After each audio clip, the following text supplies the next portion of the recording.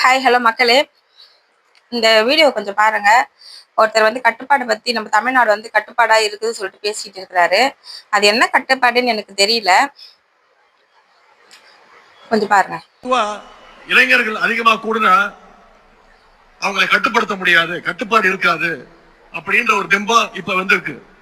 காட்டாற்று வெள்ளம் மாதிரி போயிட்டே இருப்பாங்க, யாரும் கண்ட்ரோல்ல இருக்க மாட்டாங்க அப்படின்ற ஒரு பிம்பம் இன்னைக்கு இருக்கு.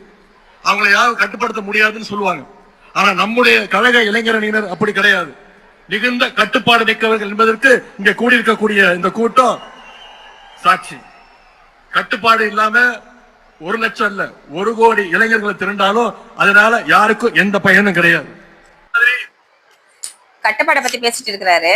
அந்த கட்டுப்பாடை கூட வந்து கேட்காத அளவுக்கு அங்க இருக்கிற இளைஞர்கள் வந்து அந்த கரும்பையும் அந்த வாழைத்தாறுகளையும் வந்து பறிச்சு எடுத்துட்டு போறாங்க. போலீஸுடைய அடியையும் மீறி எந்த அளவுக்கு வந்து அவங்க வறுமையின் கோட்டில் பசியில இருந்தாங்கன்னா அந்த அந்த அளவுக்கு வந்து அந்த பிள்ளைங்க வந்து மாறி இருப்பாங்கன்னு பாத்துக்கோங்க. அதை எடுத்துட்டு போய் குடும்பத்துக்கு கொடுக்கலாம் அப்படின்னு சொல்லிட்டு வீட்டுக்கு எடுத்துன்னு போறதுக்காக தான் அத்தனை கரும்புகளும் அத்தனை வாழைத்தாறுகளும் அந்த பசங்க பறிக்கிறாங்க. அப்ப அந்த அளவுக்கு வந்து பசியில இருக்குது நம்ம தமிழ்நாடு, அந்த அளவுக்கு வறுமையின் கோட்டில் இருக்குது நம்ம தமிழ்நாடு. இதுல எங்க இந்த கட்டுப்பாடுன்றது எனக்கு ஒன்றும் புரியல. ஆனா தமிழ்நாடு நல்லா இருக்குன்னு சொல்றாங்க, அவங்களும் சொல்லிக்கிறாங்க. அது எப்படி சொல்றாங்களோ தெரியல.